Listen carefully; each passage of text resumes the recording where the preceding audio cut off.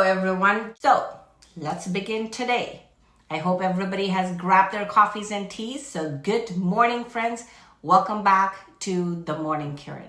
Last week was super special. Other than turning 55, I shared the title of my first book. And that was something that had been sitting for years in my heart. Burnout, a Human Story.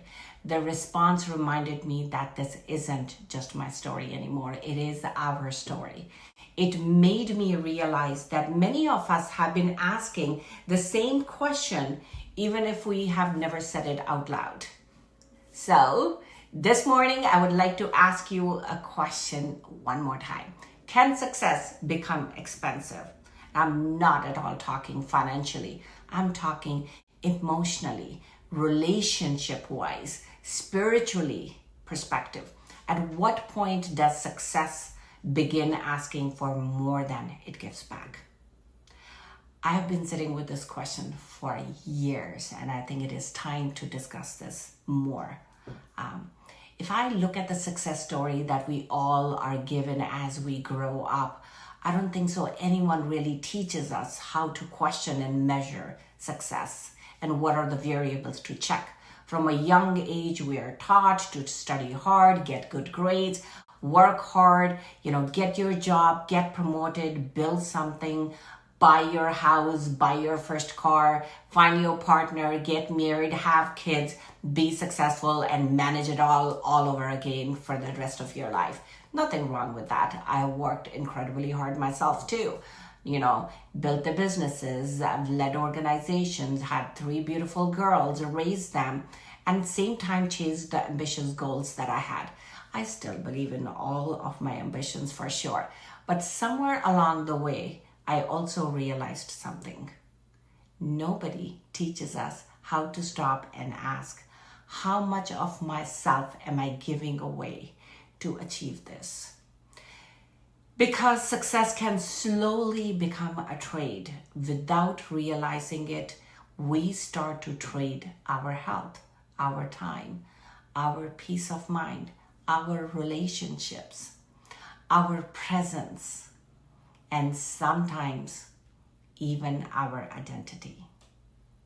So, I don't think success is dangerous, but I would say I do believe now unconsciously success is dangerous.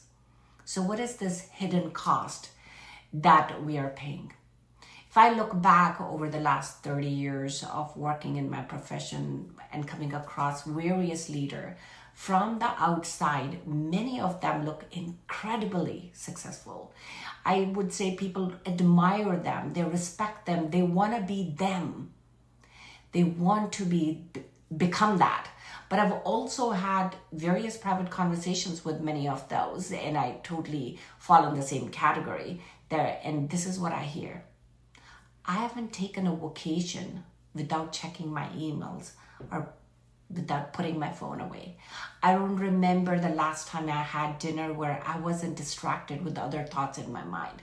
Or I'm exhausted. Or my children are growing so fast and I missed some of the milestones and I feel guilty about that. I don't even know when I enjoy a day full on my own. All these conversations, the world sees success. Very few of us see the price behind that success. And I think one of the most dangerous thing is that success often rewards the very behavior that eventually burns us out. Burnout doesn't begin with failure. This becomes one of the most realization while writing my book as well. Most people think burnout begins when someone falls apart. I don't think it does. I don't think so. I think burnout begins while you are succeeding, while you are getting promoted, and while your business is still growing, while everyone is congratulating you, because success creates momentum. And that momentum is what makes it very easy to ignore ignore yourself. You're so busy with that. You keep telling yourself, just one more project, just one more day, maybe just one more year, and just one more milestone. And until one day you realize that you've built a successful life, but you have stopped living it. You missed that part completely. Reflecting myself, what I can share, I would say I've asked myself this question many times as well. What if success isn't just about achieving more? What if? There were seasons where I achieved so many of my goals that I had dreamt about, yet I found myself asking, why don't I feel the way I thought I would? What is that emptiness? What is that void? Not because the achievement wasn't meaningful. It was. But because I had forgotten to celebrate it with myself. I'd forgotten to slow down and pause myself and respect myself. I'd forgotten to ask myself, how am I doing on a daily basis? I forgot to enjoy the journey while I was working towards those milestones. Maybe you have been there too. Achievements become a habit, but presence totally disappeared. So how do we redefine success? Let's look at that. So today my definition of success has completely changed. Success is still happening. Success is still growing. Success is still impactful, and success is still building. What changed? Now I've started asking different questions from myself. Am I healthy? Am I present? Am I joyful? Am I being with people that I love? Did I give myself time? Did I laugh today? Did I still know when I am, when these titles will disappear? Do I know who I am really? While building these successful organizations and working, and no matter which titles you're holding in your professional life, remember to ask yourself questions to reflect.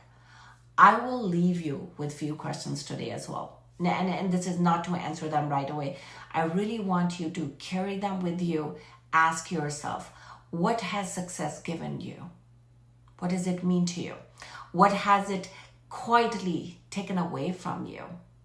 And if success looked exactly the same on the outside, but it feels different inside, completely different inside, what would you change? What step are you going to take? What have been that you're postponing until someday? What are you becoming while you're building the life you say you want to? If my children copied the way I live today, would I really be proud of that? Or would I suggest them something different? So the last question is, what truly changed? What are those things that I would shift while I tell them the successes that I've had? And I still believe in building the businesses. I still believe in all the things that I have done. Only thing is that one thing that I would like to change is that success leaves us with more life, not less. It should come with more joy, not sadness. It should come with more presence, not losing yourself. Because the greatest success you will ever build is a life you don't need to recover from. Thank you for spending your morning with me. And this week, don't just chase your success, define it. I will see you next Tuesday.